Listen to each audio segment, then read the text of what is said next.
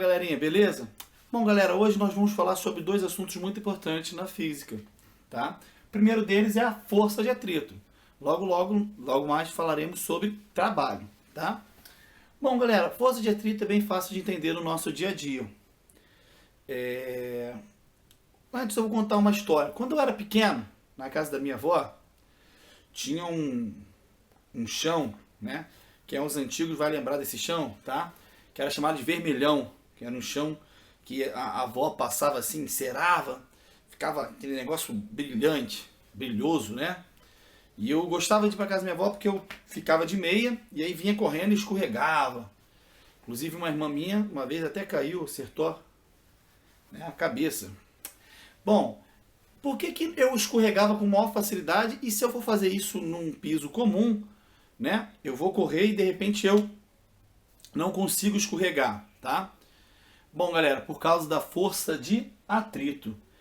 Lá, naquele exemplo que eu falei sobre a casa da minha avó, entre a minha meia e o chão, ambos os dois, né, as duas superfícies eram lisas, então não tinha nada que agarrasse uma na outra, né? Então eu acabava escorregando.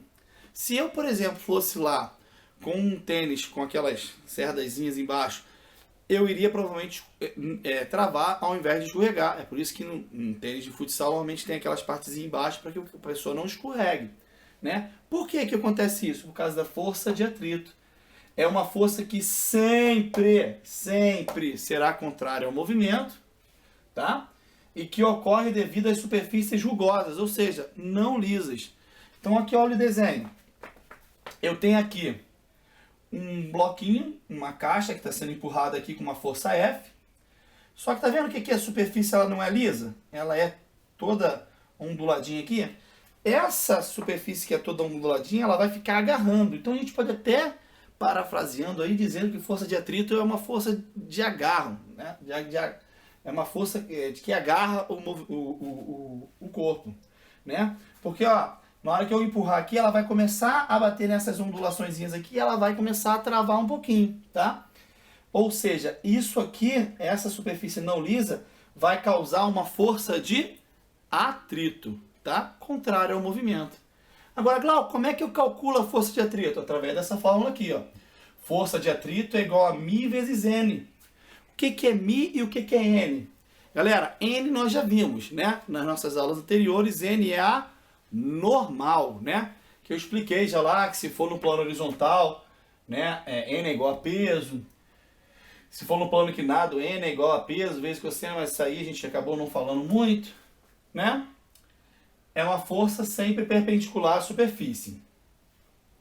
E o μ, o que é o μ, Glauco? μ é o coeficiente de atrito.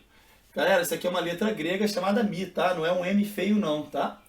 É um coeficiente de atrito, que depende das superfícies que estão sendo colocadas ali. Exemplo, se eu coloco, empurro uma cadeira, né, em um piso comum, ela vai ter uma certa dificuldade, a pessoa vai ter uma certa dificuldade para empurrar aquela cadeira. Agora, se ela vai empurrar essa cadeira num gramado, ela vai ter muito mais dificuldade. Por quê? Embora a cadeira seja a mesma, a superfície é diferente. A superfície tem um atrito maior. Beleza? Tranquilo? E lembrando que não é só a superfície do chão, não. A superfície do corpo também conta para isso.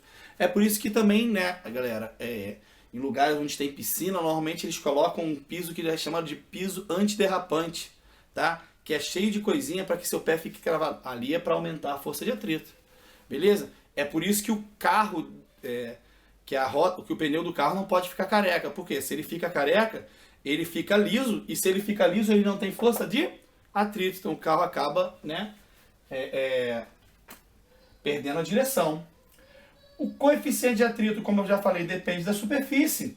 E ele pode ser estático ou cinético ou dinâmico, né? Inclusive aqui o cinético tem um acentozinho que eu vou colocar aqui para vocês, né? Galera, o que é atrito estático e cinético? Existe um coeficiente de atrito de quando o corpo está parado e de quando o corpo já está em movimento. Por exemplo, se você vai empurrar um carro que está enguiçado, você faz muita força para que o carro se movimente, né? Depois você dá até aquele miguezinho que fica um só empurrando e os outros ficam fingindo que está empurrando, né? Por quê? Porque quando ele entra em movimento, o coeficiente de atrito cinético é menor do que o estático. Então eu vou fazer mais força para fazer o corpo entrar em movimento do que com manter ele em movimento.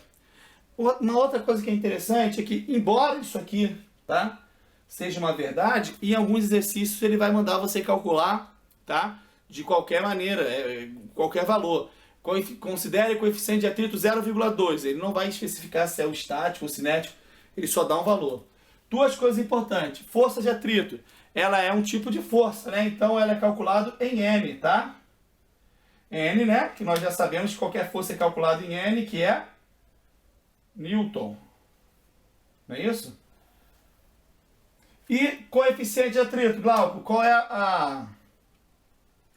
a unidade dele? Coeficiente de atrito não tem unidade, tá? Então se ele falar 0,2, é 0,2 e acabou. Beleza, galera? Tranquilo? Então vamos agora para o conceito de trabalho. Então, galera, agora nós vamos dar continuidade falando um pouco sobre trabalho. Bom, galera, quem nunca ouviu algumas frases, né, utilizadas no nosso dia a dia falando sobre trabalho? Por exemplo, quem nunca ouviu aquela vizinha fofoqueira falando: menina fulana tá dando trabalho para a mãe dela? Ou quem nunca ouviu uma pessoa feliz falando: poxa, arranjei um trabalho, né? Ou quem nunca ouviu um filho falando: pô, minha mãe mandou eu lavar essa louça aqui, pô, tá dando o maior trabalho. Então, galera, trabalho, no nosso dia a dia tem vários significados, né? Trabalho pode ser uma coisa difícil, né? Pô, tá dando o maior trabalho. Trabalho pode ser, né, o emprego, né? Arranjei um trabalho. Ou então, a mãe dela, a pessoa está tendo muito trabalho para cuidar, está tendo muita dificuldade para cuidar de um filho, por exemplo. Esse filho dá maior trabalho, tá? Porém, fisicamente, a explicação de trabalho ela é bem simples, tá? O nosso português ele permite isso, que uma palavra tenha vários significados. Mas fisicamente, para ficar mais fácil para a gente entender aqui, trabalho é a grandeza que relaciona a força aplicada em um corpo e o deslocamento. Eu vou aplicar uma força sobre um corpo. Aliás, esse corpo pode também estar em movimento, né? Quando tem ali uma interação entre força e deslocamento, né? Eu digo que eu estou tendo um trabalho, tá? Então toda vez que a gente falar agora em trabalho na física, não vai pensar lá no teu vizinho que dá trabalho para a mãe dele, não é nada disso, tá? Toda vez que eu falar de trabalho agora, não vai pensar assim: ah, lá vai esse professor passar a trabalhar, outro significado, né? Quando eu escrevo trabalho, já tem aluno que anota já achando que é trabalho valendo ponto. Não é nada disso. Tá? Pode até ser isso, mas no nosso caso aqui em física, trabalho é toda vez que eu tiver um deslocamento, tiver uma força agindo sobre ele. Tem uma relação, essa relação se chama trabalho. Tá? O trabalho, tá? Ele tem essa fórmula aqui, F vezes delta S. F é força, né? Nós já vimos aí nas últimas aulas. Delta S lá no comecinho nós também já vimos que é deslocamento. Ou essa fórmula aqui. Glauco, o que é isso aqui? Cos com um símbolo que parece um peixinho, né?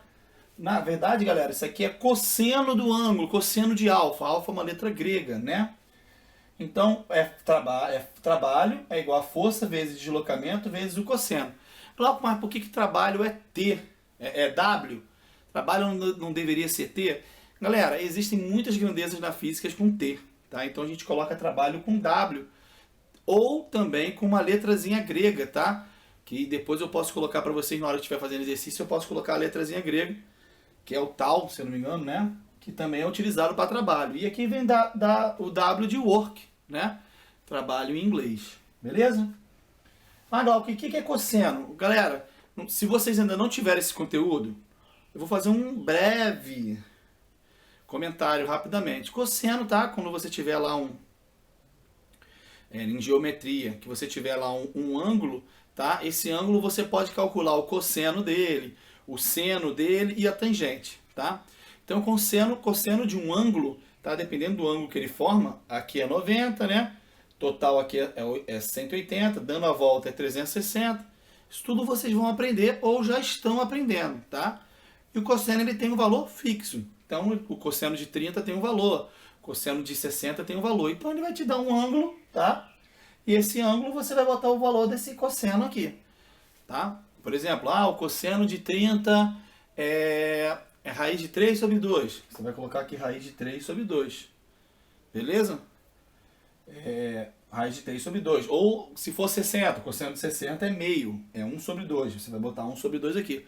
Ou seja, tem um valor tabelado que você vai pegar esse valor e vai substituir ali na hora de fazer o cálculo. Entendeu? Tranquilo? Bom, provavelmente aqui a luz está tampando uma partezinha aqui, tá?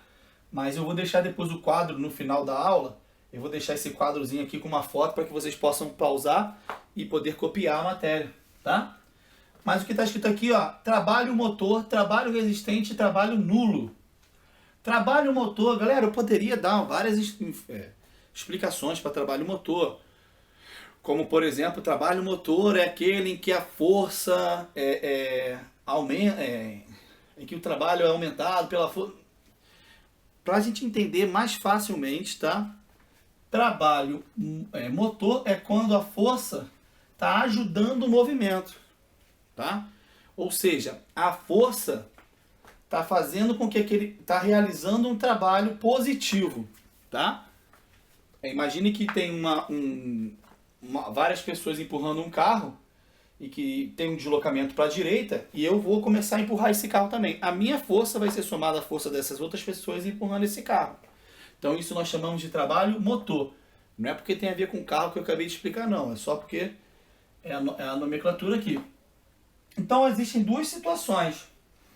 Essa situação aqui, que é a mais comum, eu estou aplicando a força sobre um bloco, sobre um corpo, e ele está se deslocando na mesma direção e sentido.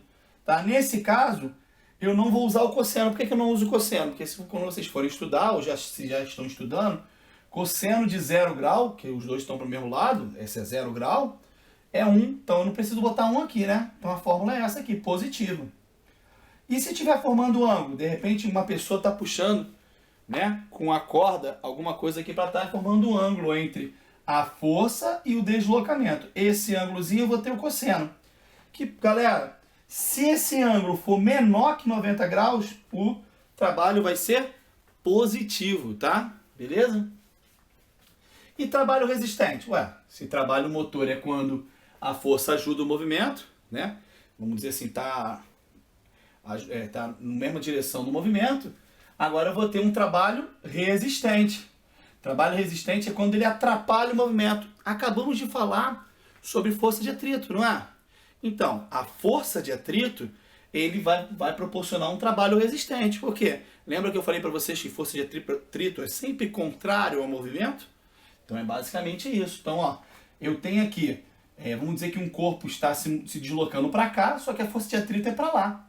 Então eu vou ter que trabalho é igual a força vezes o deslocamento eu vou colocar negativo, ou a força negativa. O interessante é que esse trabalho vai dar negativo, né? Vou marcar aqui depois para vocês aqui, que ainda não marquei, tá? Depois eu vou marcar para vocês na hora de tirar a fotozinha aqui.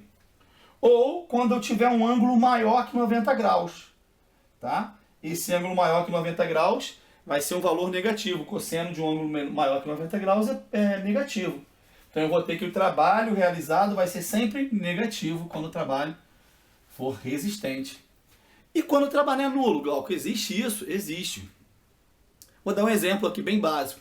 Imagine um garçom andando, segurando aqui a bandeja. Ele aplica uma força para cima e ele anda para frente, né? Ou de repente para trás, depende da situação, mas normalmente ele vai andar para frente. Então olha só, galera. Ele está aplicando a força para cima e ele está se deslocando para frente.